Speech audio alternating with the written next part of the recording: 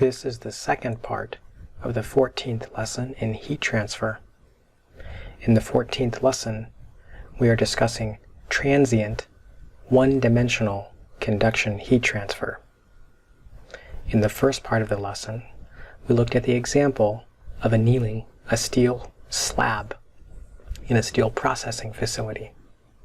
This is an excellent example of transient, one-dimensional conduction heat transfer. We also applied a differential analysis in order to arrive at the governing partial differential equation, the appropriate initial condition equation, and the two boundary condition equations. In this second part of the lesson, we will look at the analytical Fourier series solution to that governing differential equation. By the end of the lesson, you should be able to identify the non-dimensional variables that govern transient one-dimensional conduction heat transfer. You should also be able to apply Table 5.1 to implement the one-term solution for problems in which the Fourier number is greater than 0.2. The Fourier number is denoted by the variable f, O. The definition and meaning of this variable will be more clear after the lesson. So now on with the lesson. Okay, so there is an analytical solution available, and I just want to show it to you because I think it's elegant, and it's where Fourier, this is the problem that Fourier, Jean-Baptiste Fourier, was working on when he had his inspiration for the Fourier series. So to start with that, just want to point out that we have a lot of variables in the problem, right? There's a lot going on in this 1D transient heat transfer problem. So we have a dependent variable, of course, temperature, right? But if you go and you look at the equations that are like dictating what the temperature would have to be at any position x or any time t, there's all kinds of parameters that influence this, right? So we have a convection coefficient in the boundary condition. We have the L, that's like essentially the thickness, like how big the slab is, that influences things. We have the thermal diffusivity, which is in the partial differential equation. We have the initial condition. Of course, you know what the initial temperature is going to impact what the temperature is sometime later. And we have whatever the free stream temperature of the fluid is. So we have 8-dimensional variables. That's a lot, right? We don't want to have to deal with all 8. So the first step that we're going to do is we're going to non-dimensionalize this problem and come up with non-dimensional variables to reduce the number of variables that we have to think about. So if you had fluid mechanics, then you will remember that there's this thing called the Buckingham pi theorem, right, from dimensional analysis that allows us to predict how many non-dimensional variables should influence ultimately the actual problem. So we have 8-dimensional variables, and then we have 4 dimensions. So 8-dimensional variables and 4 dimensions. Mass, length, time, and temperature. Okay, temperature is its own thing. So do you remember how many non-dimensional variables are we going to need if we have 8-dimensional variables and 4 dimensions? So I'm seeing a couple of 4s, and 4s is right. So Owen, how did you get 4? Can you tell us how you came up with the 4? Subtract the number of dimensions from the number of variables. Exactly. So the Buckingham pi theorem says take the number of dimensional variables, subtract the number of dimensions, and that's how many non-dimensional variables you should have governing the problem. It's exactly correct. So we have 8 minus 4 equals 4 non-dimensional variables. So if we did the analysis, and you could do this would be great practice, all right? You could apply the technique that I taught you in fluid mechanics, and you would come up with these 4 variables, all right? So here's the first one. It's a kind of like a non-dimensional temperature. So it represents a ratio of relative temperatures, right?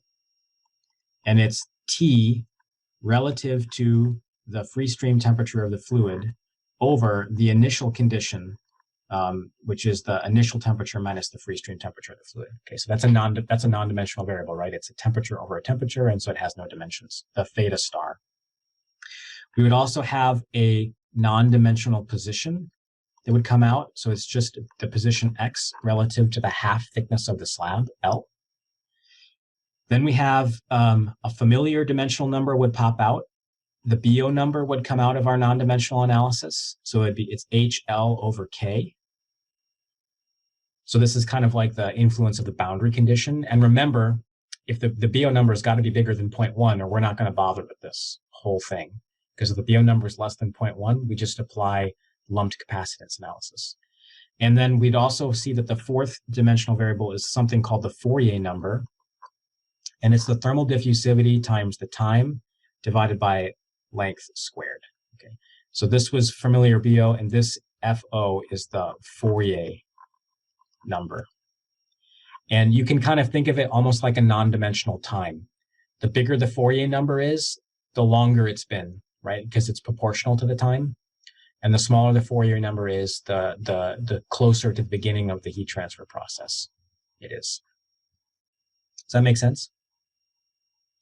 So you could go in and substitute these non-dimensional variables into the dimensional equations and essentially like swap all of these dimensional variables out for their non-dimensional variable counterparts. And you could do that for the boundary conditions as well. And we could take our 4 governing equations and turn them into kind of 4 new governing equations. And I just want to write these out quickly so you can see them. All right.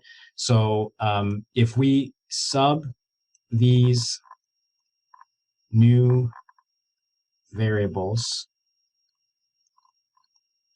into governing equations, then we would get the following. We'd have our partial differential equation would turn into a second derivative of the non-dimensional temperature with respect to the non-dimensional position squared is equal to the first derivative of the non-dimensional temperature with respect to the Fourier number. Okay, so that's our new PDE. And then our boundary conditions would become the gradient of the non-dimensional temperature, so to speak, with respect to the non-dimensional position at, all right, x star equals 0 at the center line. That's 0. And our boundary condition for the convection becomes the gradient of the non-dimensional temperature with respect to the non-dimensional position at x star equal 1, because that's out where x equal L, is equal to minus the BO number times whatever the non-dimensional temperature is at, misplace my parenthesis here. This is like times the non-dimensional position out at x star equal 1 and any Fourier number at any time. So these are our 2 boundary conditions now. And then the initial condition becomes that the non-dimensional temperature, when the Fourier is equal to 0 at any position x, is just equal to 1, right? Because at time t equals 0, t is equal to ti everywhere. And so the non-dimensional temperature is just 1 everywhere. So in this non-dimensional space, the non-dimensional temperature takes on a number from 0 to 1 always, and the non-dimensional position takes on a number from 0 to 1. It's kind of handy. Any questions about those? Okay, so now here is the solution, and the solution we're going to break down into two different categories of possibilities. So one, if the Fourier number is greater than 0.2, right, then, and I'm not showing you kind of how you get here. If you want to learn how to solve these PDEs, you should take the PDE class. I think Professor Sullivan teaches a PDE class, and you would definitely learn how to solve this PDE. in that class. So the solution if Fourier number is greater than 0.2 is it's a constant times an exponential function of minus another constant squared that I call squiggles times Fourier number. So it's e to the minus squiggles squared times the Fourier number times the cosine of squiggles to the x star. And these constants, C1 and squiggles, right? You get values from table 5.1 based on the value of the BO number. So you'll have a BO number for the problem. You'll go into this table 5.1, and that'll tell you what the value of this constant C1 and what the value of the squiggles one is. And then you can calculate what the temperature is, right? Given a time, which is the Fourier number, and a position, which is the dimensionless position.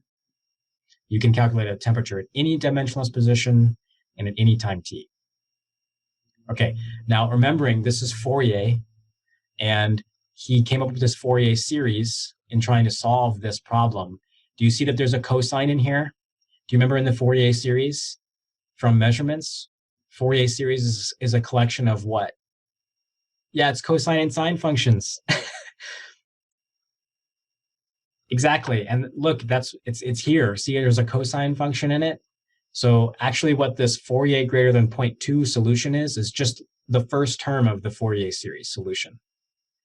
So it's just the first term, and it's a good enough approximation to neglect all of the other terms in the Fourier series when the Fourier number is bigger than 0.2. Now, if the Fourier number is less than 0.2, you actually have to evaluate more terms in the series.